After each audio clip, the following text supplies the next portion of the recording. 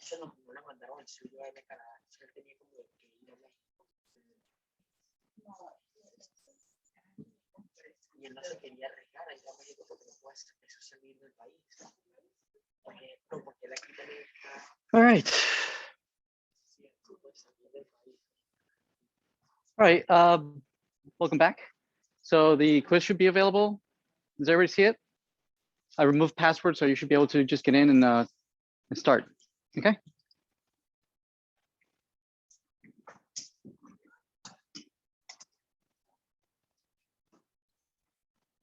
Can you hear me online?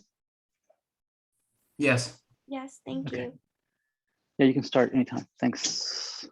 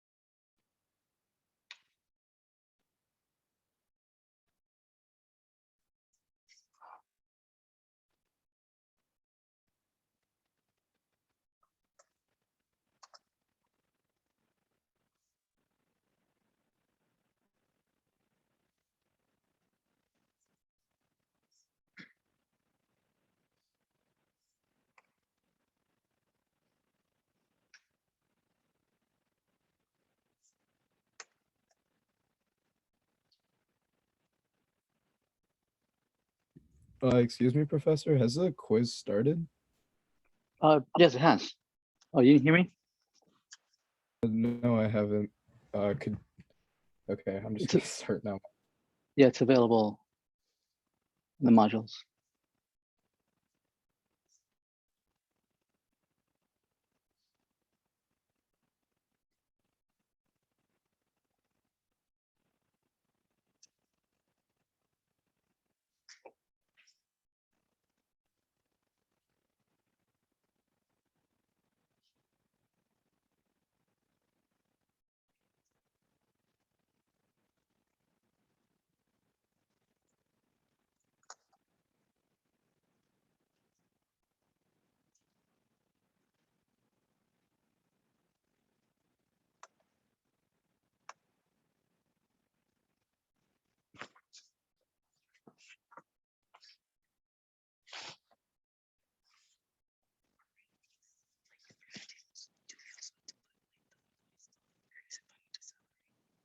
Yeah, yeah.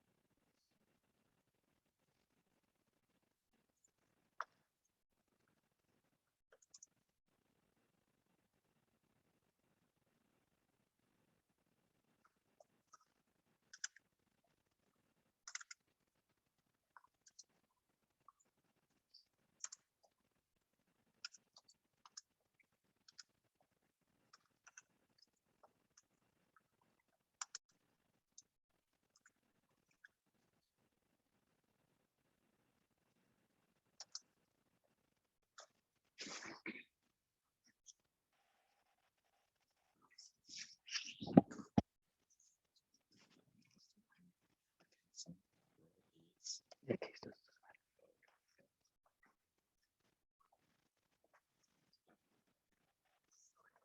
doesn't Answer this question. in the question. I did. Yeah. That's awesome. Thank you. Just letting you know.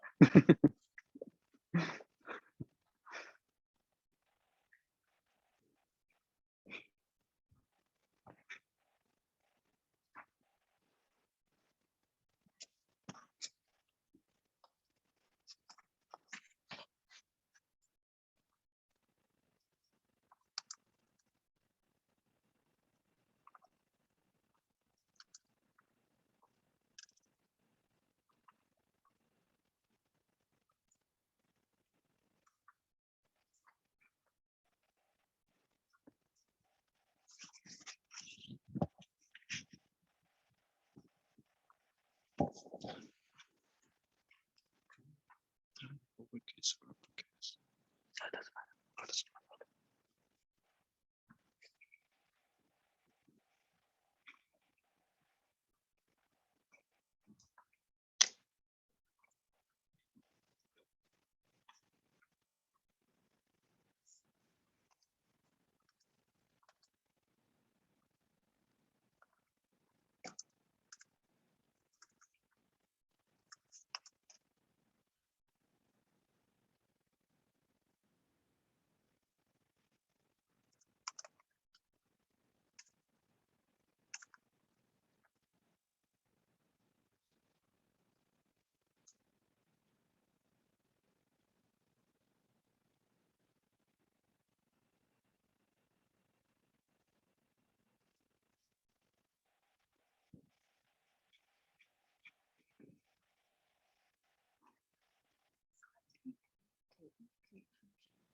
This is considered on tape.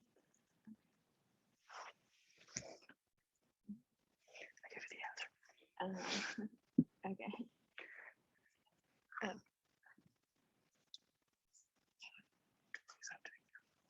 Doesn't matter. Just copy it. Okay. I give you the answer.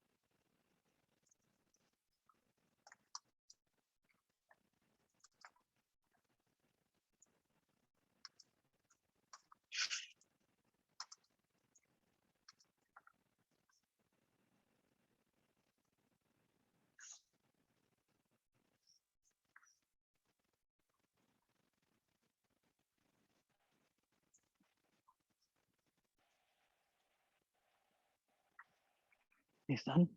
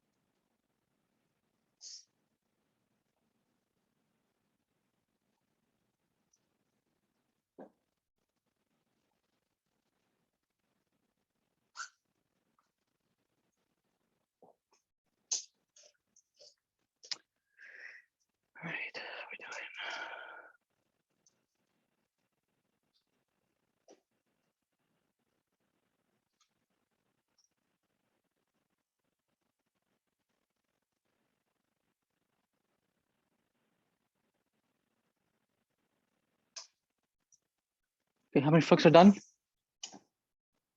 Who's not done? All right, two more minutes.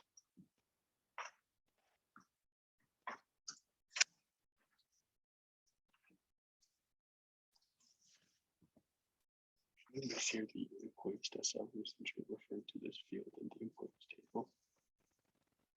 I don't think you need the table. It's for this mention here. So I would just put that field in. Yeah. Right. You don't have to. Is that the case though? Because in the lecture notes you do reference. If you have more than one table, then you need to just use both of them. Otherwise, So when there's only one, then yeah.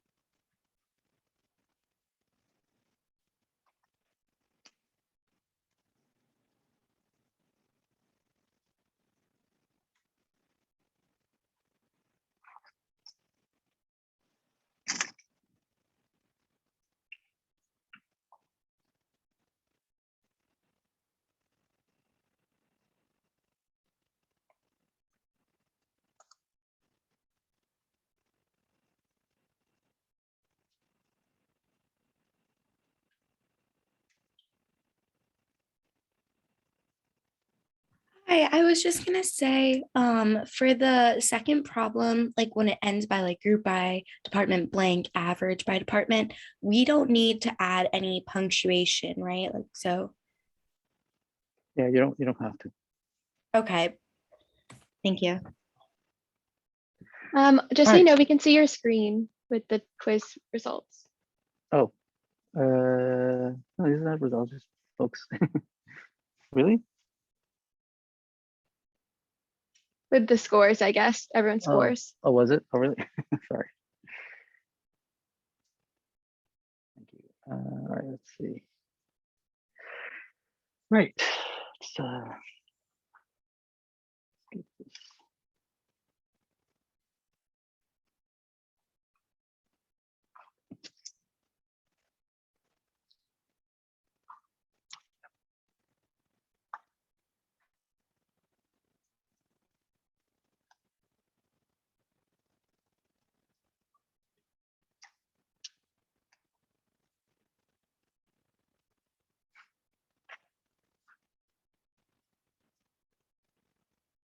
There we go.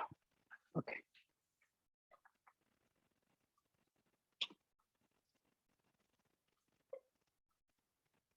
All right, let's see. All right, so we are wrapping up the our 8th week. So we'll do some more discussions on object relational mapping. Let's see. I believe all the Q1, Q3, any reviews that you've requested, the TAs have gone through them. I think there was one particular question that the weight was wrong, and I had to change the weight and just regrade the whole thing. So that I think that's updated.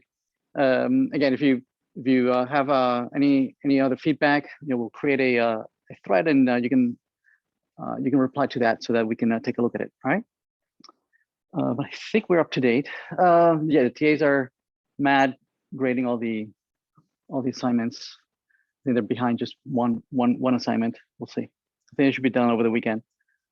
All right, so yeah, so let's we'll finish up object relational mapping. We'll talk about the assignments. I'll help you through the beginnings of the assignment. We'll demo it here so that you can understand what it is that we're asking you to do. And next week we'll start discussing on how is it that we would use a relational database as part of an actual application. Right? We'll we'll implement a database driven web application. So this is part of us preparing this second half of the semester, preparing to work on the final project, right? So we need all the skills that for you to actually build something, right? And whatever you build, you'll need some kind of user interface, right?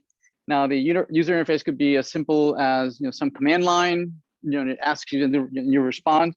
That's totally fine. Or if you've done any other UI development, maybe you've done some Java front end development in some other course where you can pop up a form that you can ask a question and reply, and that's totally fine.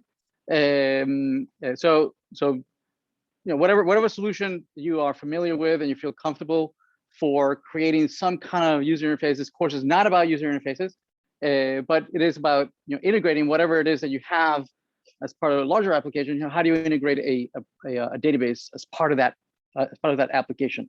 Yes. So the focus of the project will definitely be the weight will be on the back end, right? On the actual database implementation. Although there will be some user interface. So next week I'll present. I could have chosen any type of front end, right? We'll need something for you to work with, right? So I'll give you a couple of tools that you can use as a front end, right? A couple of templates, a couple of things, the most common things you would do when you are interacting with a database, yes? And these templates you can then use for your own purposes for whatever it is that you're building, right? So all this, a lot of the focus of what we're going to be discussing from now on is it's a project. You're welcome to use what we're going to be covering next week as the beginnings of a project, right? Use it as a template, and then you can modify for your own purposes for whatever it is that you're building. I did create about 50 groups on Canvas. If you could maybe over the weekend decide who you want to group by, decide who do you want to work with, and choose one of those groups. I suggest that perhaps one of you in your group quickly go and grab one of these groups, join the group, because you can join any group right now. And once you've joined, you say you join group number 24. Okay, don't join a group that has already been joined. Okay, because this is first somebody should take ownership of the group, and then they can tell the rest of the team, say, hey, I was able to join on group number 24. Go ahead and join with me. Okay, and then everybody will be in that group. The project will be graded again as a group project, right? So everybody's going to get the same grade. Make sure that you're going to feel comfortable working with somebody for the next 3, 4, 5 weeks. Okay, that you're not going to be a couple of weeks from now towards the end saying that hey, I did all the work and so didn't do any of the work. I'm worried about my grade. That there's no way that we can resolve those kind of issues. So please, if you're not feeling comfortable with a group, just maybe you could just go it alone, right? Or maybe in a smaller group. Okay.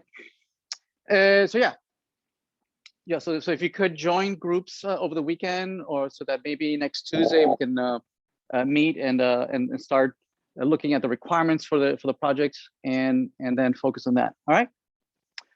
Okay. Let's see. Any questions before we get started? Yes.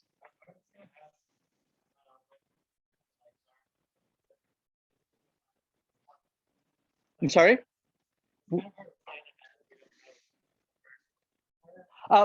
Okay, sure. Let's. I'm going to go over real quick on what the requirements are going to be. Very, very rough. In general, I'm not putting any requirements on what the topic of the project is. These are very generic requirements, minimum requirements that you're welcome to go above and beyond. But in general, obviously, you'll have to come up with a data model.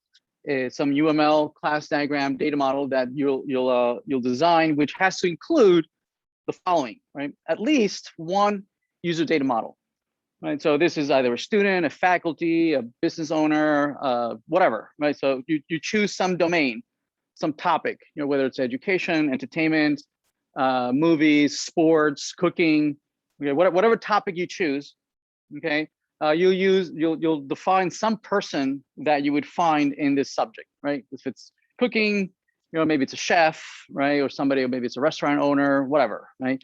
If it's movies, it could be an actor, it could be somebody who reviews movies, somebody who owns a theater, or whatever. Okay, so you identify a person in this domain, in this subject, and you'll create a domain, a user domain that has at least the following properties: first name, last name, username, password, email, and date of birth. So again, it's your choice. What it is. The graduate students, they'll be asked to do at least 2 user data models. Okay, then you'll be asked to create a couple of objects or classes that describe your particular domain or particular subject. Okay, so if the topic is movies, then this could be a movie, or a movie theater, right? A movie review. Okay, so these are domain objects. Domain meaning the topic, right? Things that you would find in this domain. Yes. Types of classes and objects that you would find in the domain of your choice. Yes. So you have to have at least 2 of those. Okay. So again, if it's cooking, maybe it's a recipe, right? And then you have the ingredients, and then you have, right, and reviews about those recipes, right? So those are all types of domain objects that you would find in that, for that topic or that domain. Make sense? And if you're a graduate student, then you have to have at least 3. Then relationships, right? So relationship, you have to have at least 1 relationship between a user and a domain object. Okay, so if it's actor, that's the user, and if the domain is a movie, then you could say, well, an actor is acting in a movie, right? So there's a relationship between those 2, a user and a non-user domain object. Yes, so you have to have at least 1 relationship of those. You have to have at least 1 relationship between domains and domain object and a domain object, right? So you might have a song playlist that has many songs in it, right? So that's a relationship between 2 non-human objects. Yes, right. So you have to have at least 1 of those. You have to have at least, well, if you're a graduate student, you also have to have at least 1 user-to-user relationship, right? So maybe an employee, right? And you have a manager is the manager of some other manager, other employees. So that's a relationship between users, right? But that's optional for undergrads. That's required for graduate folks. You have to have at least 1 portable enumeration. Portable enumeration, again, that's a table that has values, right? That are then referenced with a foreign key into those, right? You have to have at least 1 of those. And then you have to have some mechanism to interact with your data models, right? So you need to be able to create all your domain objects and all your user objects, right? Creating a user object probably will be some kind of like you register, some register screen, right? Where people can say, well, it's me, and this is my username, and this is my date of birth, and that inserts into the table. Okay, it doesn't have to be a registration, a login, or anything like that. It could be just lots and lots of tables. Okay, again, don't go crazy on the user interface at all. Okay, it has to be functional. It has to give you the functionality to do the 4 or 5 typical operations, right? You need to be able to create these objects. You need to be able to delete these objects. You need to be able to update these objects, right? And you need to be able to retrieve an object by ID. You need to be able to retrieve an object by all of them, right? And by some criteria, right? Some find by some criteria. Yes. So for instance, if the domain is student, if the domain is a university, the domain that we've been talking about all throughout the semester, you'll have to have a representation of a list of your records. For instance, students. A list of students. You have to be able to display some kind of list of students, right? You have to be able to have a screen that would allow you to edit one of these records, right? So for instance, if you have a list of students, you might want to say, well, I want to edit the student, right? And the student, then you have some kind of screen that allows you to change the the user's address, phone number, email, whatever, right? And you have to be able to save and then go back to the list of things of students, yes? So for each one of these tables, you at least need those two things, right? For every table. You need something that lists the content, yes? And something that allows you to edit a single record, right? And now the editor could also include, for instance, deleting that record, right? So updating the record, deleting the record, viewing that specific record. That makes sense, right? So that's you'll need some kind of user interface, and that's where we're going to spend our time next week. I'm going to give you the beginnings of what that might look like, right, and how you could use it for your own purposes. But again, it's one particular technology stack that I'm going to be looking at. But you're welcome to use any other technology stack you prefer.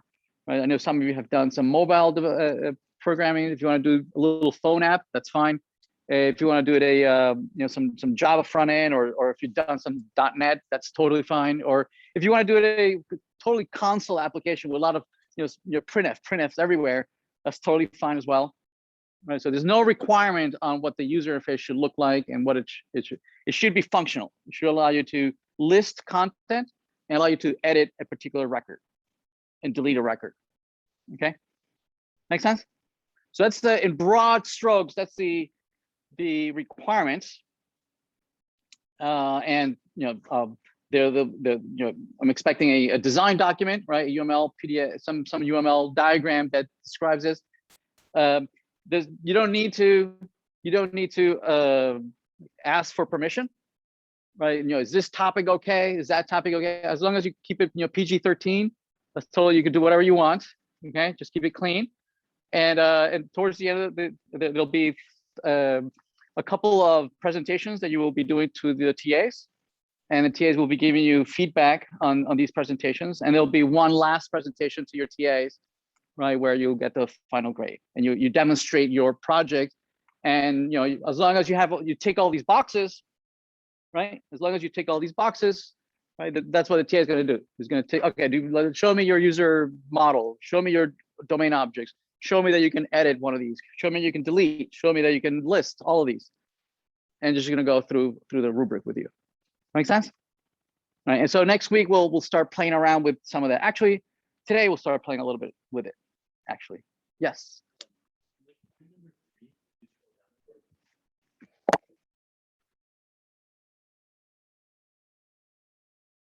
Further?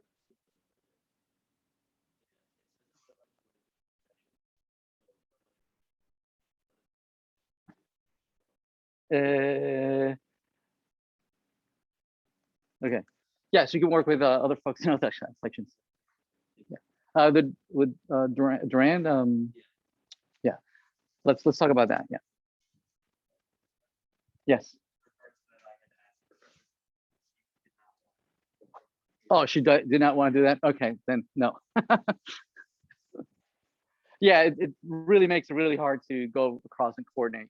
A lot of extra work, but okay, yeah. So we'll talk about some more next week. Let me get you going with the object or relational mapping assignment. So we asked you to download from a repository, clone this repository from my GitHub repository, and start playing around with it with the IntelliJ.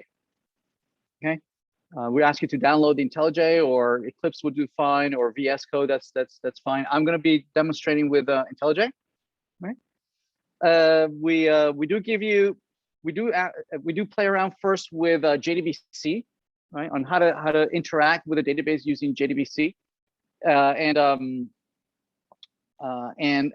ask you to create a couple of classes, and ask you to create a couple of DAOs that allow you to interact with that particular table, right? So for instance, there'll be this table.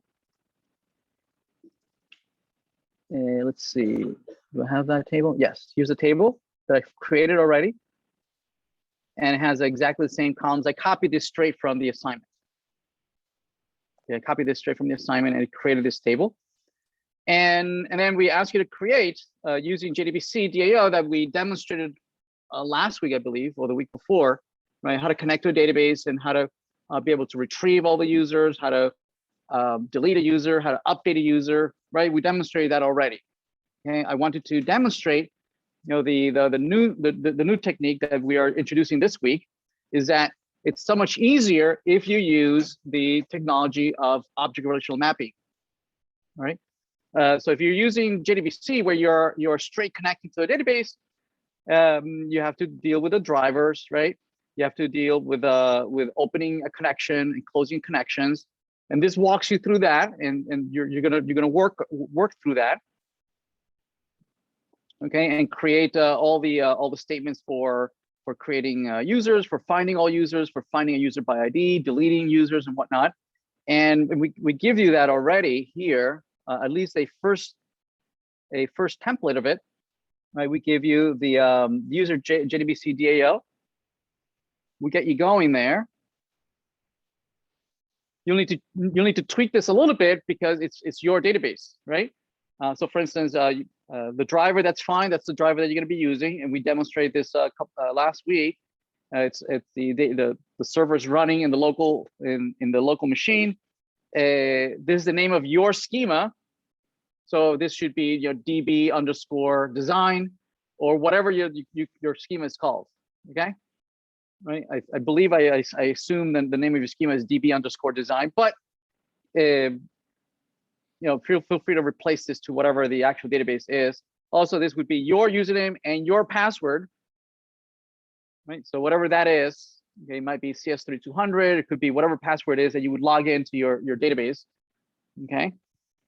And then here we give you all the SQL statements, right? So to create a user, right? Notice that we're not going to be using the straight SQL statement. Instead, we're going to be using prepared statement. Remember that we talked about last week about SQL injection, yes? That we want to make sure that whenever we don't straight concatenate strings, because that opens us up for if folks sending us bad strings, right? That can make a query that would be otherwise innocuous, right? It could make it dangerous for us, right? So instead, we're going to be using prepared statements, and these are all the most common types of statements that you would use, right? Being able to create a user, find users, delete users, or update something, right? You can update an entire record or update a particular field, right? If you remember the examples that we gave you, we had this. Getting a connection and closing connections, strewn across the entire code. Instead, I created functions for you to do this by calling the function instead of having to copy that every single time. And then we're asking you to implement these guys, right? Find user by ID, delete user by, update user, and we give you the code. All the code is here. So for instance, find all users. Well, this is insert a user. Let's see, retrieve all users. We give you the code for it. We give you the SQL, right? The SQL is way up here. Is a find all user, there it is. And then here's the code for it, right? So I'm just gonna copy this.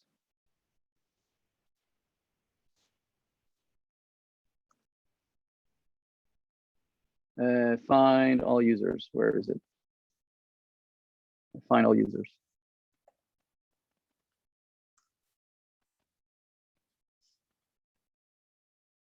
Let's see. Is to throw the exception here.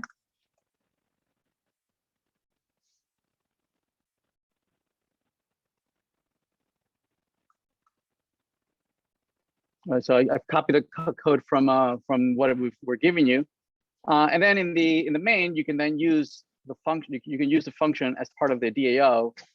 Find all users, and find all users is going to connect to the database. The database is called your schema. I don't even know if I have that database. I'm going to connect to this database here. So DB design test 0. So DB design test 0. Username, I believe I have a cs3200 and I have a password cs3200. And what else? The driver, that's the driver, that's username, that's URL. Okay, and then close the connection. Okay, and this is going to return what? A list of users. And I don't believe I have any users here. So let me create a couple of users. Yeah, I don't have any users. So let's create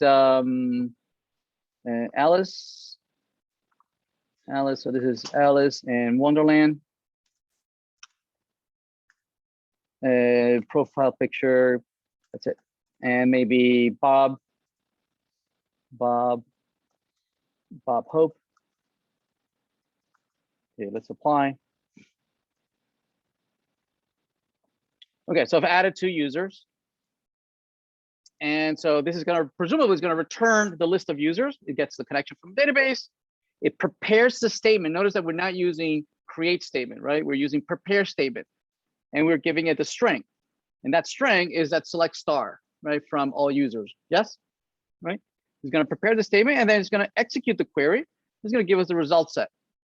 Okay, and then we're just going to iterate over that result set, and we're going to read all the fields, right? The first name, the last name, username, password, profile picture, all those.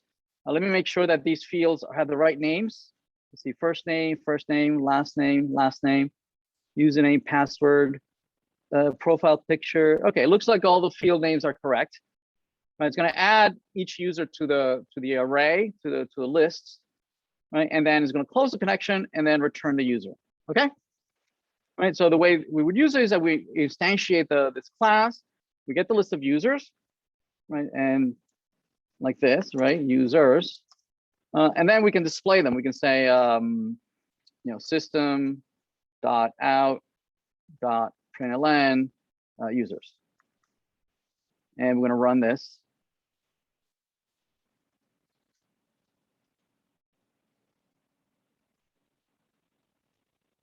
And okay, so it prints out 2 users, the addresses of those 2 users, but we can make that a little prettier. We can override the 2 string here, public string 2 string returns, maybe, let's see, returns the first name and last name. So if we run this again, oh, there they are. So Alice, and Bob. Wait, no, that's not right. Is it? Is that what I put? Oh, okay, yeah. I hate computers. They're always right. They always do exactly what they're told. Okay, so yeah, so we're asking you, right, to you know, implement these DAA objects, right? Following the step-by-step instructions that we give you. You know, find all users. Again, these are the most common operations you would use, right? You know, all the CRUD operations. You know, create, read, update, and delete.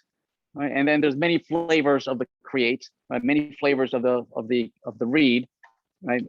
Different criteria. Okay, so once you've done that, we're asking you to now re-implement it, but now using this newer technology of the object relational mapping, right? So instead of having to write all that, of having to read each field and populate a list, right? And you know, all that is it's very tedious to write your own DAO from scratch. Sometimes you just have to do that. You know, you can't get around it. You know, especially if you have a schema that is very complicated and has lots of relationships, and you have to write something that is very, very custom. There's no way to get around it. You have to write it your own from scratch. Yes.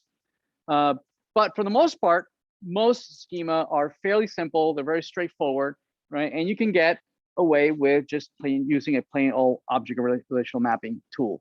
Okay. So I want to demonstrate that to you. Okay. So let's re-implement what I just did, but with the ORM. So to do that, one of the first things that we're going to do is we're not going to handle the connections to a database ourselves. Instead, we're going to delegate that to the infrastructure, right? Having us to deal with the connections is very tedious, right? It's not very efficient. Instead, we're going to let the infrastructure create a pool of connections, that can be shared amongst multiple threads as the threads run across the day, as the application is running throughout the day. It's very expensive to create and close these connections. So we're not going to handle it ourselves. Instead, we're going to configure. We're going to configure it in resources. So in resources, we're going to establish the database that we're using is what? I forget what I called it. Thank you. Let me copy over here. Copy that. I'll paste that. There we go. Same username, same password. It's set up here to automatically connect to the database and map whatever we have in the Java class is going to map it to the table. Okay. So let's see our interpretation of the data model in here as a class. So as a class, we have these fields: ID, first name, last name, username, password. So pretty much what we have in the database, right? We have these fields. Okay. The only difference is that perhaps some of them are spelled with underscores, and over here they're not. Okay. The table is called users, plural, whereas the class is called user. Okay. So we want to map these two together. So the way we're going to map it is as follows. Right? Again, we don't want to write the DAO for us. We don't want to write the DAO ourselves, right? Once you've written several DAOs, you realize that there's a pattern to this, right? So why bother having to rewrite a DAO ever again? So you use tools like this that have a generic DAO that can just be configured, right? And everything else can be inferred, right? By the name of the class, by the name of the fields, everything can be inferred, right? So the way we do this is we turn it on by first annotating your class as an entity. Okay, entity is notice that it's inside of the javax.persistence library. That this is a library, right? That adds features to this just this POJO, this plain old Java object, right? Makes it more than just a plain Java object. Right? Notice that before we do this, right? Notice that there's nothing peculiar about this class. It just has a whole bunch of privates and public functions, right? Constructor and an overwritten function. See that? There's nothing special about this class. And so any class can be converted into an entity, right? So this I'm tagging it as saying, hey, this is going to be a persisted object, right? Meaning there's going to be a record, right? That instances of this class are going to be somehow mapped to records in the database, right? So if you have an instance of this in your memory, it's not just a record instance that you created. It's actually tied to a record in a database. And whatever happens to this record in memory has to be persisted back in the database, and vice versa. Whatever happens to the record in the database is going to reflect to this object in memory. Yes. Okay. So that's what the entity does. And then we can go a little further. And so the only two things that we need to do is declare this as an entity and declare who is the primary key. Now, normally in Java, you would not need a primary key. Okay. The only reason I even added it because I knew that this was going to be persistent in the database. Right. In Java it's an overkill, right? Or it's irrelevant to have a field called ID, right? Because the object itself is already unique. Right, it has a pointer, right? It has an address in memory space. It's already unique. Right? An object by definition is unique, right? But because we know that this is going to be mapped into a record in a technology, and that is several decades old, okay, that it declares its uniqueness by primary keys, then we add this field, to be able to map these two worlds. Okay. All right. So other things that these are the only two things that we really need. Just the entity and the ID. But okay, we know that the name of the table that we created is slightly different.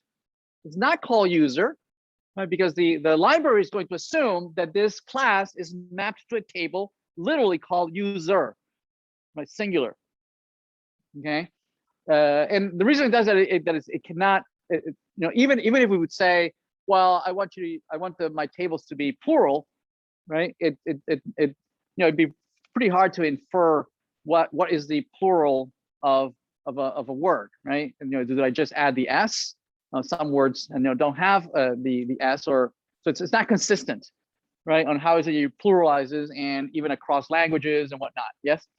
So instead it leaves it to you, right? So it's going to assume that it's just user as a table, but we can override that. We can override it and say no, it's actually the name of the table. Again, I don't need to do this, but because there's a table that already exists, I am overriding it, and the name is called users. Okay, so the table is called users, not user. Okay. Other things that I want to do is that I'm also going to tell it that the table that I created has an auto increment. Okay, so normally the JPA would bug me about providing the value of a primary key, but if I tell it, hey, don't bug me, okay, the table is going to deal with this, right? So we can do that. We can turn on that by telling it, hey, this value here, the primary key, right? So these two annotations are configuring this one field. Yes, and these two annotations are configuring that one field, just like these two annotations here.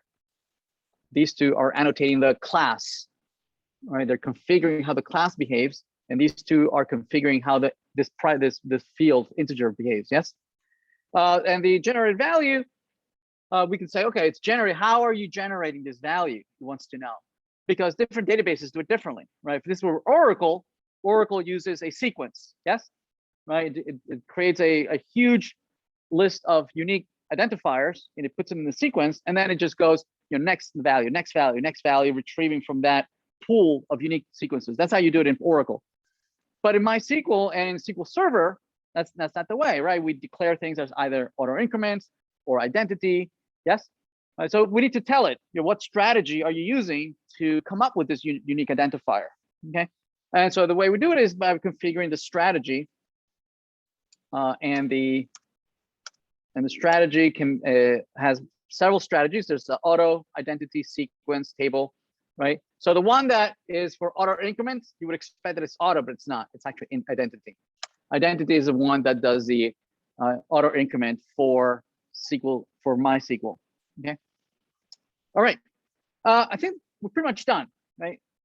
So this is now mapped to that table, and what we now need to do is we need the DAO. We need the DAO, and so again, we don't want to have to write the DAO ourselves. So what instead we're going to use is called a repository. Repository is the generic DAO that we want. Okay, that it already provides all the functions that you would expect in a DAO. The ones that allow you to create, read, update, and delete. Right? It's a CRUD repository. It's literally called a CRUD repository. So we're going to extend a CRUD repository. So we're going to inherit all those capabilities, so we don't have to do it ourselves. Okay. So to do that, in the repository, I think we give you the repository already. There it is. So we're already giving you the repository. It's already implemented. We're going to tweak it a little bit, right? But first, we're going to explore its default behavior. Okay. The default behavior is we're going to find it works just fine. It does everything we need to do, but it's a little too generic. Okay, and you might want to tweak it to make it a little bit more personalized, for your particular feature set. Okay, but first let's look at some of the common things. So the way it's implemented, it's fairly simple. You create not a class, an interface. You create an interface. You call it user repository, whatever you want to call it, and you extend the CRUD repository. Right. This is the DAO. Right. This is our DAO that already has the finders, the creates, the deletes, everything's in there. It needs to be configured though, right? You need to say, okay, what is it that you want me to CRUD? Well, I want you to CRUD this user class, which maps to this users table, right? It maps to the users table, all right? Okay, so let's use it. We ask you to implement the DAO in DAOs, all right, which is this user ORM DAO. Here it is. We give you the beginning of the DAO, right? That we want you to use this repository that we just that we gave you, right? So rewrite it.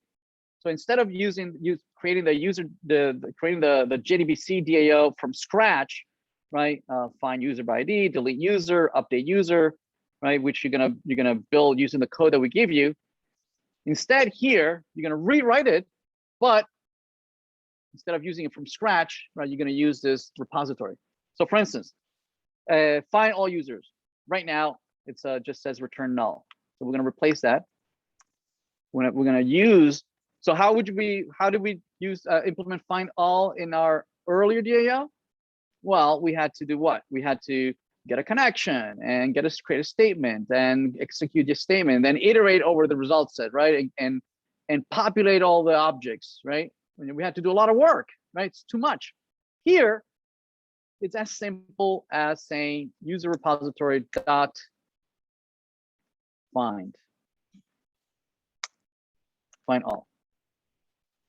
That's it, right? This already returns the entire list of the table, right? It does a handle.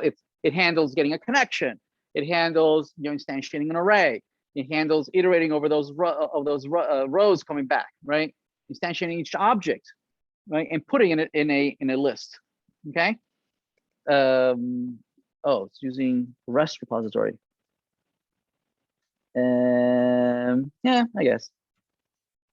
Actually, I was hoping to use this one right here. Let's use this one. Okay, there we go. We're just gonna return this. Return find all, right? Okay, so it's complaining, saying that that actually find all, right? Let me show you again what's in there. Find dot. Let's see what's in there. We have a save. See that save? That save is the insert, and it's also the update, right? And we'll see when it behaves as an insert, and sometimes it behaves as an update. Okay. We have a find all. We have a find all by ID. We have a delete by ID. Okay. It has a count, right? So you know how many records there are, right? You have a find by ID, save all, has a delete all. So it has a lot of functions that already implement what we need to interact with the database. Okay, so we're going to use this find all. No, find all. There it is. Okay, now it's complaining because I'm returning this as a list of users. Okay, but actually find all returns an iterable. Right, so we can just cast this. We can just cast it as a list user, and I think it should be okay. There we go. Okay. All right. Great. How do we use it? How do we use it? Right. So the example that I showed you earlier was that we can instantiate the JDBC, right? And then inside of main, I can run it instead of main. Yes. Let me show you a better, well, not better, a more exciting way of interacting, right? Which is going to play into what we're going to cover next week, right? What I'm going to show you is actually a way of interacting with this, but through a network connection, right? So not just you standing at the command line and running this program, but now this running in a central server, and I can hit it, and it can come back with data, right? Which opens up an entire new world on how to interact with databases, right? You can have a phone application making a network connection, hitting a database, right? You can have a desktop game application, right? Making a network connection to a database, right? Retrieving data, or a web application like we're going to look at next week. Okay, now this opens up an entire world of how to interact with these things. Okay, so how do we put this out there so that I can hit it with a network? Well, first thing, I'm going to need to put it on the network, right? And we do that just by declaring this as a REST controller. Okay. What else? And the other thing that we can do is that, okay, well, this puts the entire class available on the web, right? On the internet, on the network. How do I access each individual function? Right, and that can be,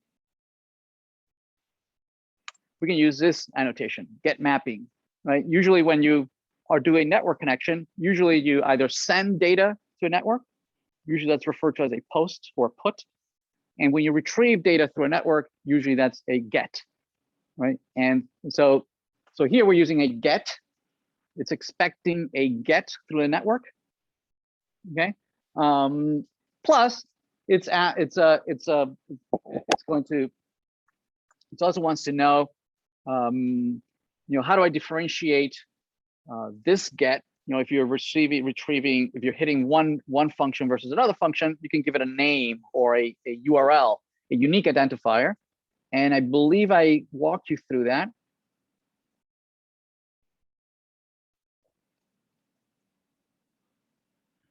Okay, there it is. So get mapping.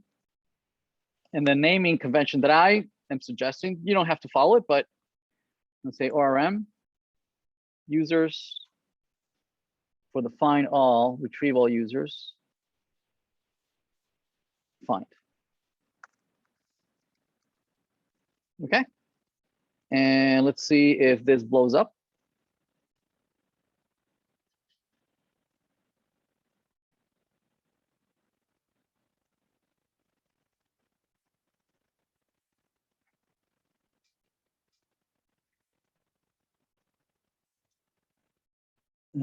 Is it? Okay, maybe.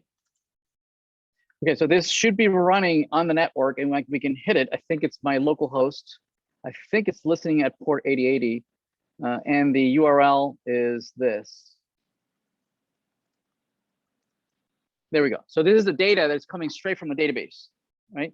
It's coming back with Alice and Bob that I created earlier, right? If I create a new record in the database, so say we create here username Charlie, first name, last name,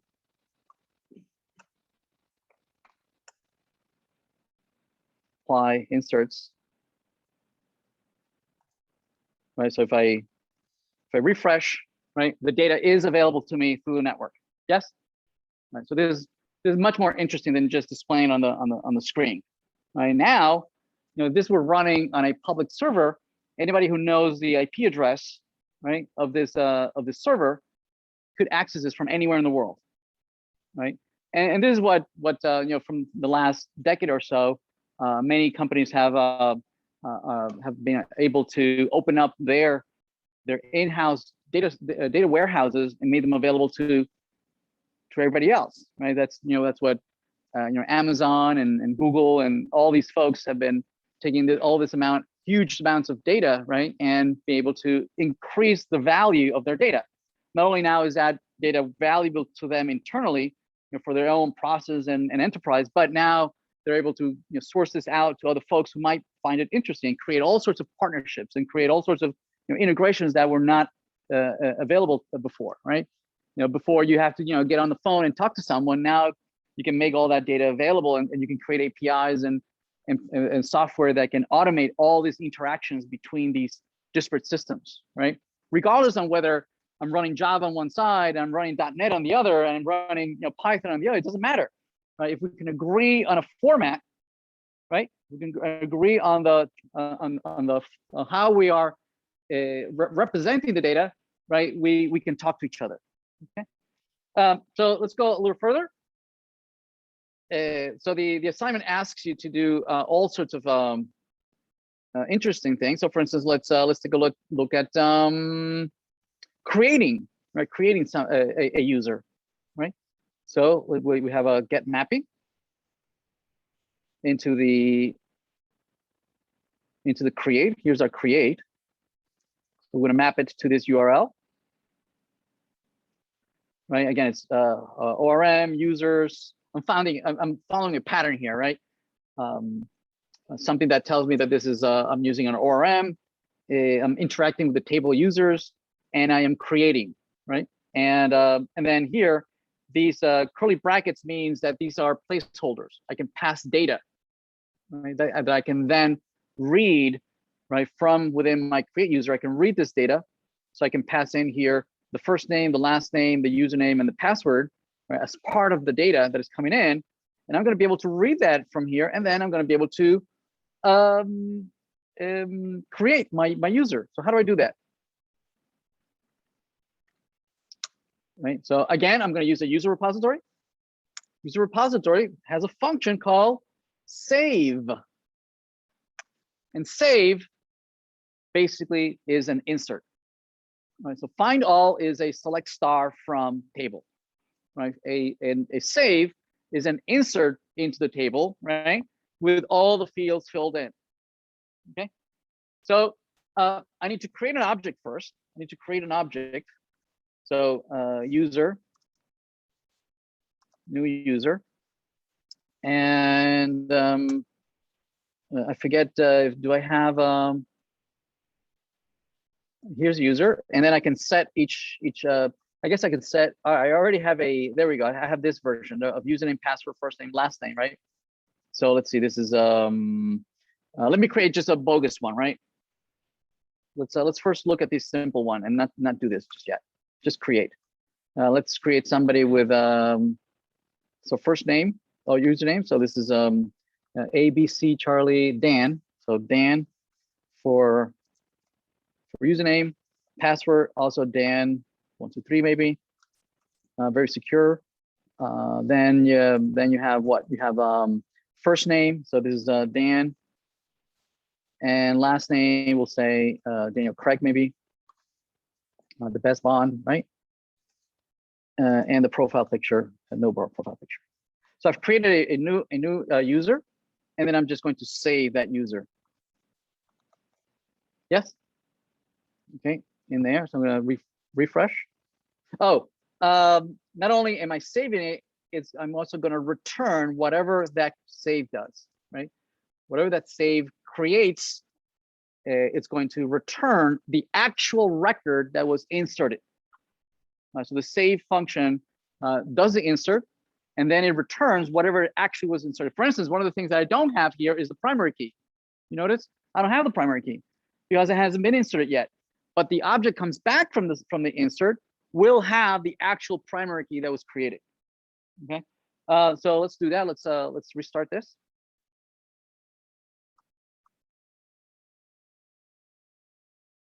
And let's see, is it done?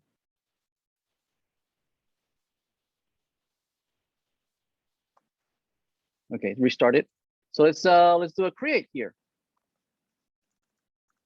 Before we do that, we should make sure that how many folks do we have here? Refresh. Okay, we have 3, Alice, Bob, and Charlie. Let's do a create here. Create. Okay, notice that it returns Daniel Craig right there, Dan Craig. Plus, I have an ID that I did not have originally. Right, it's the auto increment. If I refresh here, notice that Dan is indeed made into the database. See that? And I can go back to my find, and notice that my find now includes the Dan that was not there before, right? So now I have I can create, I can retrieve all of them, right? Let's do a couple more.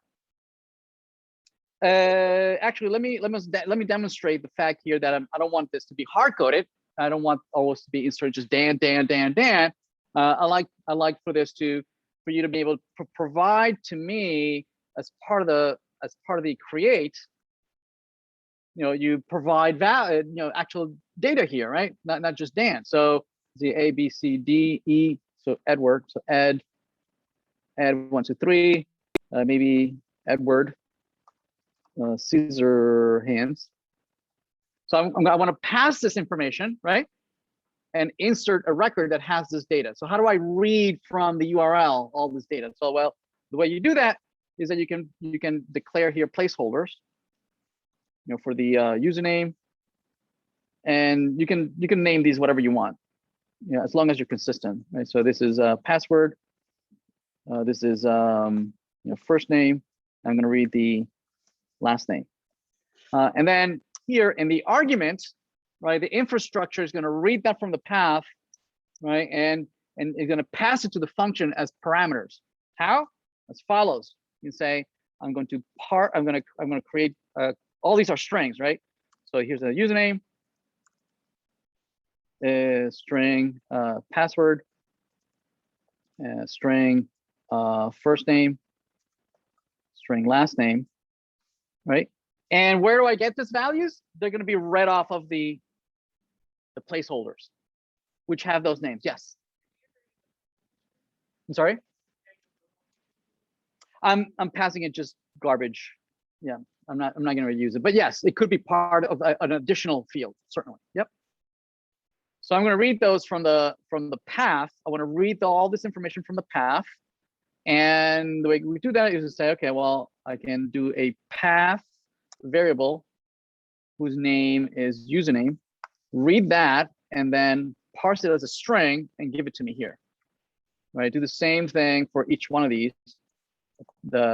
It's mapped to the path PW path variable. Path variable.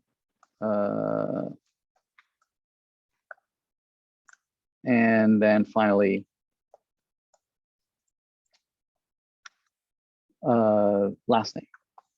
Okay, so now these usernames, right? All these guys, right? Instead of being hard coded, this can be actual username, variable, password, first name, and last name. Okay, right? All right, let's try this. See if this blows up. Let's restart.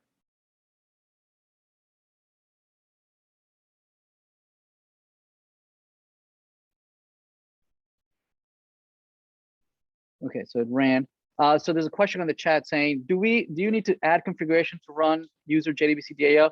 Yes, you need the MySQL connector, right? That we did last week. We went to remember we went to project structure, we went to libraries, and we added the connector.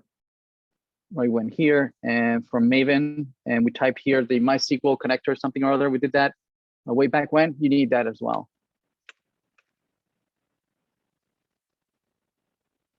Okay, so this started. Let's try it out. All right, so I already had typed the data here. Let's run it. Okay, so it came back. Looks like it was able to add it. Notice the ID number 5, right? We can go into the database and check to see if indeed it did add it. All right, so let's run it again. Yes, there it is. Add Scissorhands is there. Right, great.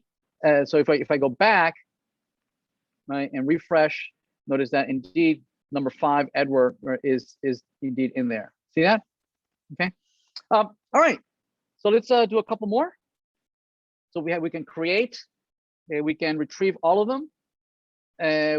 What else can we do? We want to be able to retrieve an individual user. If we know their primary key, it's also something very common.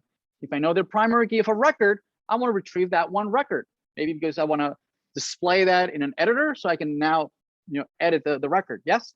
Right. So let's do that. Okay. So let's I'm going to map it to this. Right. I'm going to map it to find by ID. There it is. Going to map it to that. So the last is going to be users, find ID, and then the user at the end.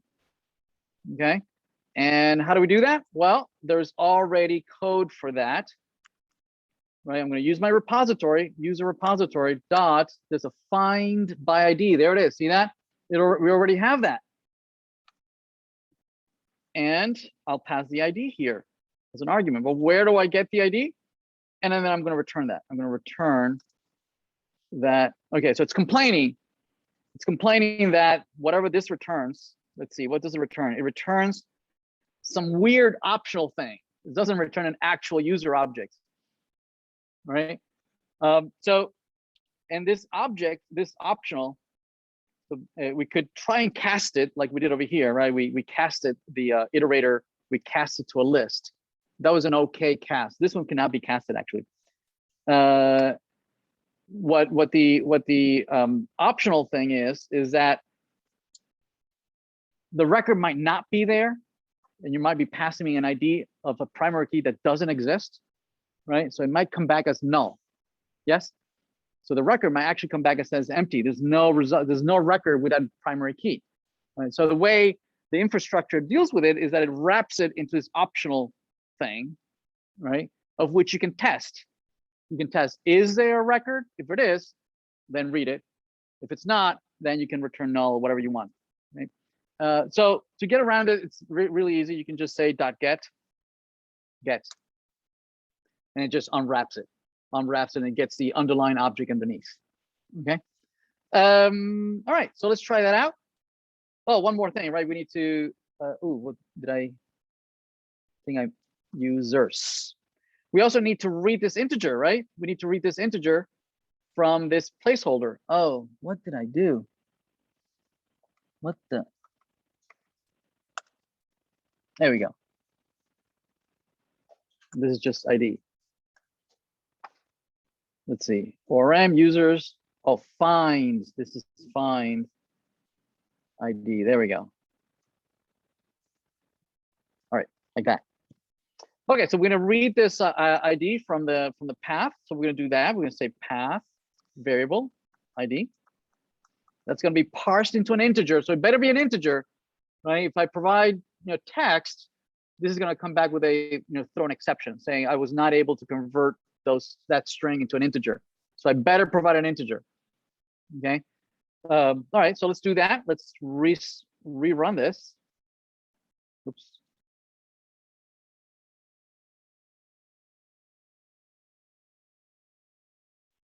And let's see if this is running. Okay, it looks like it's running. All right, let's try it out. Let's go back to the network connection. And let's see, users find. So if I say 3, notice that it comes back with Charlie. See that? I'm retrieving that one record. Or see, there's Dan right there, right? And 5, there's Edward. So I can now indeed retrieve individual records. Make sense? Okay. All right, so I'll leave update to you. You can play around. Actually, no. Let's do update. I do want to go over that. Let's take a look at update. Update is somewhat involved. All right, so let's talk about update. So the update user. Where's the update? So update. So update needs a couple of things. One. This is presumably updating a record that is already in the database, right? So I'm not creating it. I'm not retrieving it. I'm not deleting it. It's already there. It has a primary key. It has values for all the fields. And maybe I want to change some of the fields or maybe all the fields. Yes? So I need a way first to identify what record is it the one that you're updating. So I need some primary key, right? Or some criteria to be able to identify the record. And then I need the new values for whatever fields you want to change. Yes?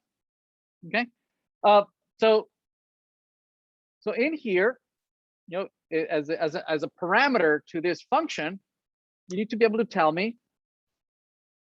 what is the ID of the record that you want to update, and the new values of whatever you want, what fields you want to update. Yes. So say we want to change the password.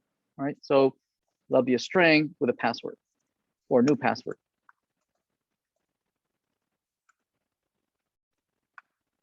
Okay, I need those two things. Yes, right. The other thing that I need, so the way this is going to work is that, well, first I need to retrieve the record. I have to identify, oh, here's the record that you want to update. Once I have it, right, I need to bring it into the application. Right? I need to read it from the database. I'm going to have it running in my application. I'm going to mutate it. I'm going to modify it. And then I need to put it back into the database. See that? Right? So how do we do that? Well, first we need to retrieve the record. I'm going to do, we need the user. Right? So first we need to retrieve. We know how to retrieve it already, right? We already have a function that does that. It's this one right here. Find user by ID. Actually, we can use that function. You can say find user by ID. I can pass you the ID. Yes. That's going to go into a database. It's going to instantiate an object. It's going to give it to me right here. Now I can change. I can say user. I can set the password. I can change the password so it's the new password. So I have modified the record in memory. Now the record in the database and the record in memory are not in sync. Yes. Because in the application I have a cached copy of whatever is in the database. I need to synchronize that. I have to make sure that whatever I have in cache, now it's made permanently in the database. Right? So what we do is that we use a user repository, and we're going to save the user back in the database. And we're going to return that. Actually, no, I'm not going to return it. It returned 1. Okay. So yeah. So notice that there has to be like, you know, the operation has to be sandwiched, right? The first is retrieve from the database, copy it in memory, do your manipulations, and then put it back in the database, right? Now notice that this save is the same save we used earlier, right? Before, to create the record up here, we use save. See that? It's the same save, but this save is different. This save is smart. It says you're saving a record that I originally got from the database, right? So it knows that this is an update, not an insert. Okay. Yes.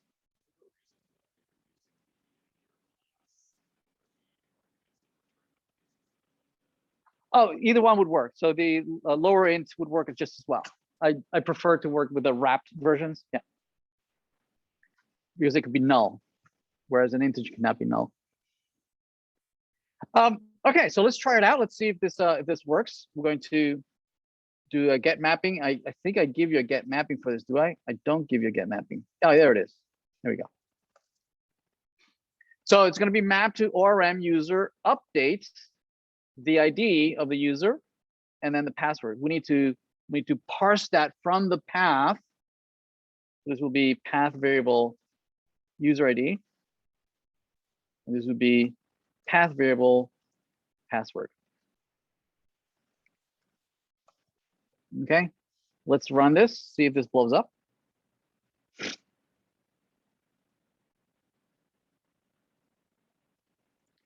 Okay, so let's try to update. So this will be update the ID 5, and let's see, this one had a password of ed123. We'll change it to ed234.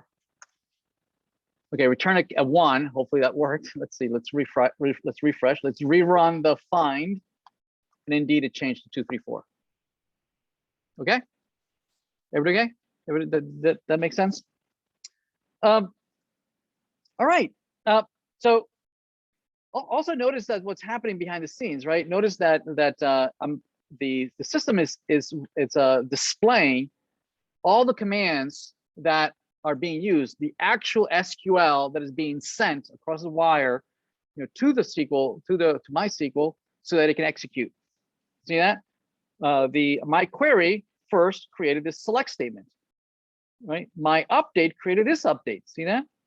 So I could see what my DAO is using, you know, to actually interact with the database, right? Without me having to write any of these JDBC and to write any of this SQL. Right, the system is writing the code for me, right? The ultimate programmer writes programs that write programs, right? That's what we want. Yeah, so let's play around this with a little bit more. Now this find all here, this find all. Notice what's happening here. We had to cast this. See that? We have to cast it. The reason we had to cast it is that find all is somewhat very generic. Okay, you know, we might want this as an array or as a linked list or a list, an array list. We might want different ways that we would want to represent this data structure in our application. Yes. Now find all is very generic, and the only thing that it does is that it comes back with an iterator, which makes sense, right? An iterator would allow you to consume one record at a time, yes? Which makes sense when you have lots and lots of records, right? It makes no sense that you have thousands of records and you're gonna load thousands of records into memory. That makes no sense, right? Nobody's gonna be able to consume that many records all at once, right? So usually in a user interface, you might display maybe 10, 20, 30 records in one single screen. right? But you would not display thousands of records. It just makes no sense. Typically, your user interface will display a small subset, right? And as you scroll or you go to the next page, it'll fetch the new ones, right? And you would create a limit. You do a query using a limit that would allow you to, paginate all your records. Make sense, right? But the find all allows you to just do one at a time, right?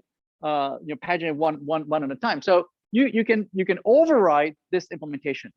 Right? If you don't like the default implementation, you can override it, right? Another bad thing about find all is the name. I mean, just the name is very generic. It says find all. It doesn't say find all users, right? It doesn't say find all faculty, find all courses. Again, because it's used, it's a DAO that can be configured for anything. These functions are deliberately named in the very generic names. Yes. Okay. So let's just play around with implementing our own. Okay. So let's implement our own find all. Okay. So let's go into the repository. Notice that there's nothing in our repository. It's empty. It's empty. We know that it implements those four functions, right? Find all, find by ID, delete, save. It implements all those. What about if we want to add more functions? Like, we wish that instead of a find all, it'd be great if it had instead something that did this. Find user by ID. Sorry, find all users. Wouldn't it be great if it had that? Okay, but it doesn't. It has a find all. The find all comes back with an iterator. We have to cast it. It's crappy, right? It'd be great if it would be called find all and it already came back with the correct data type that we want. So it'd be a specific and we wouldn't have to cast. Right? Well, it turns out that you can. You can just tell it, what query do you want me to use to implement this? Well, you can say that the query that I want is the following. Select star from users. That's it. That's the query I want you to use. Right? Now it's complaining. It's complaining. It doesn't like that star. Yeah. And the reason is that this string, it's a literal string. This is exactly what I would type, right? If I would be sitting at the command line, right? And it would run it, and that's what it would come back. Right?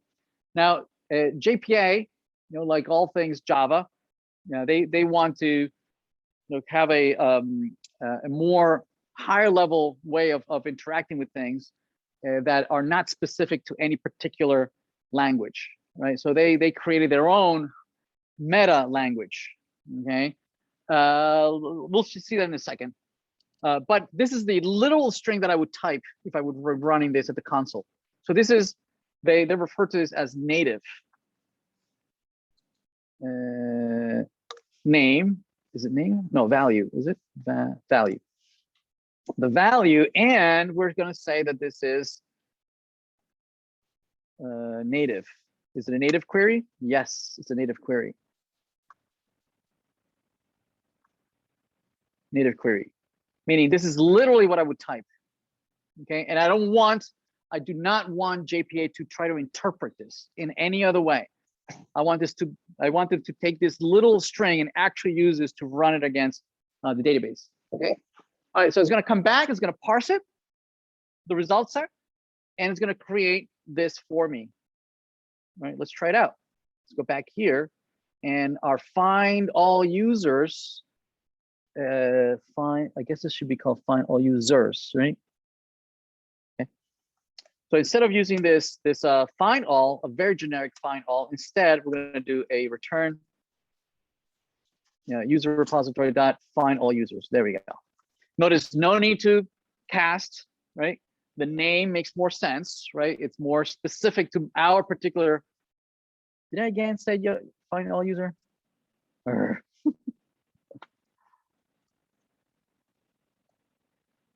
Wait, what? Find all users. There we go. Okay. All right, let's try it out. Let's rerun this. And hopefully this will behave exactly the same way as it was working before. Let's go back.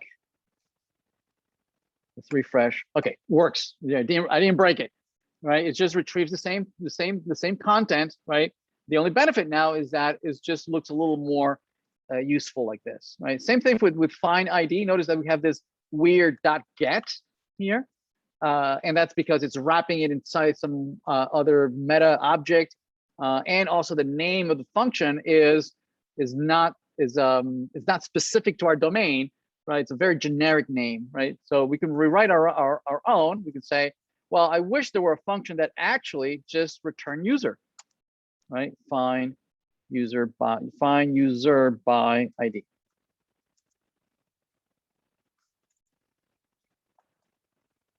Okay, and I'm going to pass you an integer, the actual ID, right? And what would be the implementation? The implementation would be that you would have a query, just like before, a query, and the value of the query would be to select star from user, where user dot ID, I think, is it ID?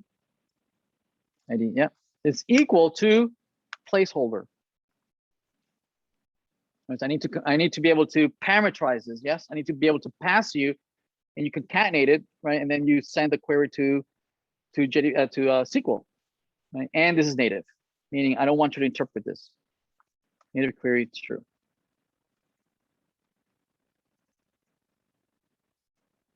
Native query true. There we go. All right, so I need to be able to map this ID, this parameter that's coming into the function. I need to map it to this placeholder. Yes, I need to say, okay, grab that user ID from this first parameter. I can have many parameters, right? I need to say, well, that placeholder, grab it from this with this parameter here. So I can say param. This is for the user ID. So this parameter is going to be mapped to this, so it's going to be filled in. Notice the colon there. See that colon, right? This means that this is not a literal string, right? It's going to be filled in at a later time. Yes. All right, so having that, I can go back and re-implement this. I can re-implement this using this new version. I can say return user repository dot find user by ID and pass you the ID without having to unwrap anything, right? Not needing to cast anything, and also the name makes more sense, right? It's very specific to my needs. Okay, and now let's restart.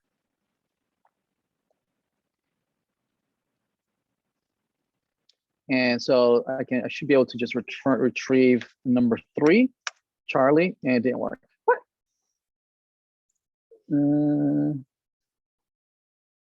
What's complaining? Blah blah blah blah. Table of the user, just user blah blah blah doesn't exist.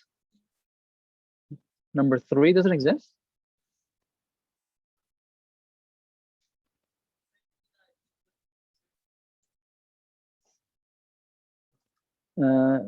Oh, I hate computers. I meant to do that. It was just to show you how to debug and collaborate with the office. All right, so we can do number /3 again. Okay, there we go. So it worked. It's retrieving Charlie. That makes sense. Okay. So this is going to be the beginning of next week. Yes.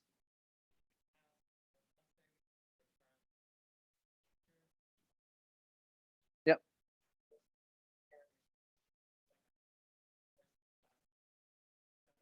Right. Right. Yeah. Passwords should never leave the database. Right. And even if they leave the database, it should mean nothing to anyone.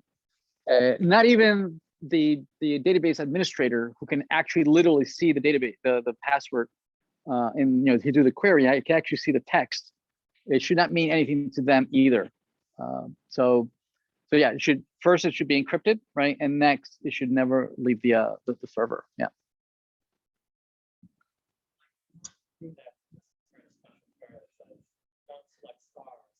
Right. Exactly. Right. Exactly. And you can specify all the fields that you want, And you could do that either at the database level in your query, or it could be at the application level, right? Right before it leaves the server, right? You just blank it out, or you just fill it out with stars or something. You replace it with something bogus. Yeah. So this is the beginning. We're gonna extend this into next week, right? This is gonna be the beginning of next week, where we are going to say, okay, well, since we have this data available to us through the network, what can you build, right? If this were a phone, right, the phone would need to make all these calls, these network calls, right, and send these commands to retrieve all the data, right, displays it, and then you say, okay, well, I want you to delete this one, right? So it sends a delete, comes back, right, with a resulting response, right? And I want to edit, right? So you send an update, right? And so that's what we're going to be focusing next week. And using all these endpoints, right, that allows us to interact with the database from remote, right, without actually being physically interacting with the database. Make sense? All right, that's all I had for you. Any questions?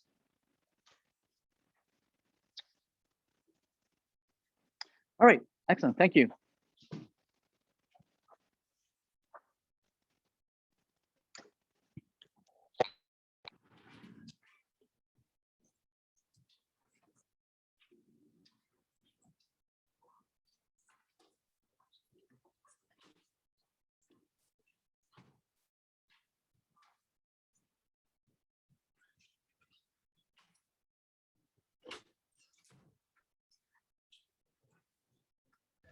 Hi, Professor. Yes.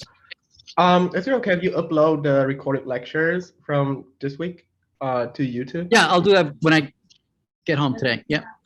Gotcha. Thank you so much. Sure. Have a good weekend. Bye-bye.